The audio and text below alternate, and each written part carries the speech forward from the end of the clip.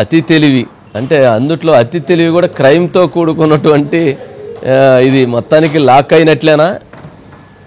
ఖచ్చితంగా వంశీ గారు, ఎందుకంటే వల్లభనేని వంశీ ఏం చేసినా గానీ ఆయన ఫస్ట్ నుంచి కూడా అనుకుంటారు కదా వంశీ గారు. ఆయన ఒకసారి ఆయన ట్రాక్ రికార్డ్ ఆయనే బయట పెట్టుకున్నారు కదా. చాలా ర్యాంక్ స్టూడెంట్ 10th నుంచి ఇంటర్ నుంచి ఆ తర్వాత అగ్రికల్చర్ అక్కడి నుంచి ఫ్యాక్షన్లోకి వెళ్ళడం ఇలా. కాబట్టి ఆ తెలివితేటలన్నీ కూడా నెగిటివ్ సైడ్ ఉపయోగిస్తున్నట్లున్నారు వంశీ గారు. అందుకే ఏం చేసినా చాలా స్ట్రాటజిక్గా చేస్తారు. ఫస్ట్ నుంచి కూడా ఏ క్రైమ్ చేసినా ఆయన క్రైమ్ నేర సామ్రాజ్యమా నేర చరిత్ర అనేది ప్రారంభించడమే కోవర్ట్ రాజకీయాలతోటి ప్రారంభించారంట వంశీ గారు.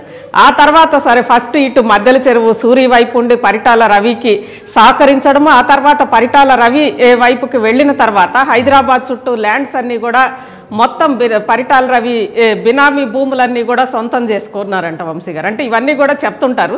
ఆ తర్వాత ఎక్కడో రియల్టర్ దగ్గర ఈయన పెడితే లాస్ట్కి ఆ రియల్టర్ని అంతా కూడా మొత్తం ఇదైపోయి ఆయన భూములు చివరికి ఈయనకు అమ్మే పరిస్థితికి వచ్చారంట. ఇలా మొత్తం కూడా ఫస్ట్ నుంచి కూడా చాలా మాస్టర్ మైండ్ తోటి ఆయన నేర చరిత్ర ఉంటుంది వంశీ గారు. ఆ తర్వాత మనం గత ప్రభుత్వం హయాంలో కూడా చూసాం. ఒక ఐటీ ఎంప్లాయీ ఎవరో సాఫ్ట్వేర్ ఎంప్లాయీ తనకు వ్యతిరేకంగా పెట్టారని చెప్పి ట్వీట్ చేశారని చెప్పి సోషల్ మీడియాలో అతన్ని గే అని ముద్రేసి ఏవేవో వీడియోలు బయట పెట్టి అతన్ని పూర్తిగా అరెస్ట్ చేసి చిత్రహింసలు పెట్టిన పరిస్థితి చూసాం. ఇంకా చరిత్ర చెప్పుకుంటే చాలా ఉంటుంది వంశీ గారు. కానీ ఇక్కడ కూడా అలాంటి మాస్టర్ మైండే ఉపయోగించారు సత్యవర్ధన్ విషయంలో కూడా అని అంటారు వంశీ గారు. ఎందుకంటే టీడీపీ ఆఫీసు దహనం చేసినప్పుడు ఆ దహనం తర్వాత కంప్యూటర్ ఆపరేటర్గా ఉన్న సత్యవర్ధన్ వెళ్ళి ఆయన కంప్లైంట్ ఇచ్చిన తర్వాత ప్రభుత్వం మారిన వెంటనే కొంత ఎందుకో ఈ ప్రభుత్వం కూడా కూటమి ప్రభుత్వం కూడా వీటన్నిటి మీద పెద్ద చూసి చూడనట్లుగా ఉన్న సమయంలోనే వెంటనే పరిస్థితి చల్లగా ఉన్నప్పుడే జారుకుందామని అనుకున్నట్లున్నారు.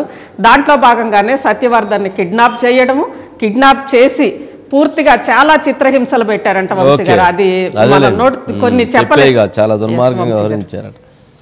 మొత్తానికి అయితే ఇప్పుడు ఆ విజువల్లో చూశాను ఐస్ గారు. మొత్తానికి వంశీ జైల్లోకి వెళ్ళేటువంటి క్రమంలో ఆయన ముఖంలో ఒక్కసారిగా ఏమంటాము ఆ భయం అనేది కనపడింది.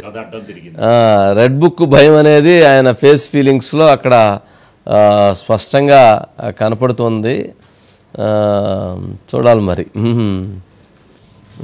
సరే అజిత్ గారు, అంటే మొత్తానికి పాత అంటే ఆయన ఫస్ట్ క్లాస్ స్టూడెంట్ మేధావి లేకపోతే ఇంకొకటి అట్లా ఇవన్నీ పక్కన పెడితే ఆయన మీద 16 క్రిమినల్ కేసులు ఉన్నాయి. ఆ 16 క్రిమినల్ కేసుల హిస్టరీ కూడా చాలా ఆశ్చర్యకరంగా ఉంది అని అంటున్నారు. ఆ 16 కేసులు కూడా చాలా రకాలైనటువంటి ఇట్లాంటివి చాలా అన్నీ ఇవి ఉన్నాయి. ఇవి కాకుండా బయటికి రానటువంటి చాలా ఉన్నాయి అనేది కూడా వస్తున్నటువంటి అంశం. మరి అవన్నీ మరి ఒక లీడర్ మీద ఒక పొలిటీషియన్ మీద మరి అన్ని కేసులు ఉన్నాయి అని అంటే అదేమీ సామాన్యమైన విషయం కాదు కదా ఇస్ గారు. వంశీ గారు, అంటే కేసులు క్రిమినల్ నేర చరిత్ర ఉన్న తర్వాతే వల్లభనేని వంశీ పొలిటీషియన్ అయ్యారు వంశీ గారు. అక్కడి నుంచే ఇటు రాజకీయాల్లోకి వచ్చారు. ముందు ఆయనది క్రిమినల్ హిస్టరీనే. అక్కడి నుంచే ఆయన రాజకీయాల్లోకి వచ్చారు. రాజకీయాల్లోకి వచ్చిన తర్వాత ఇప్పుడు సత్యవర్ధన్కి సంబంధించి కూడా వేటాడి అంటే చాలా మాస్టర్ మైండ్ తోటి అతనే వెళ్ళి కంప్లైంట్ వెనక్కి తీసుకోవడమే కాదు అంత క్షణాల మీద చేసేశారు వంశీ గారు. మనం మూవీస్లోనే చూస్తాం ఇలాంటివన్నీ కూడా. అతన్ని కిడ్నాప్ చేసుకొని వెళ్ళడము, వెళ్ళిన తర్వాత బాగా కొట్టి రాత్రంతా కొట్టి తీవ్రంగా హింసించి అతనే నేను ఏమంటారు నన్ను ఒత్తిడి చేసి కంప్లైంట్ ఇప్పించారు, నేను అసలు ఆ టైంలో అక్కడ లేను అని చెప్పి అతనే వీడియో చెప్పేలాగా రికార్డ్ చేయించి అక్కడి నుంచి నేరుగా మ్యాజిస్ట్రేట్ దగ్గరికి ఆ రాత్రిపూటే తీసుకెళ్లారంట వంశీ గారు. వెళ్ళి మ్యాజిస్ట్రేట్ ముందు కూడా వాంగ్మూలం ఇప్పించారంట.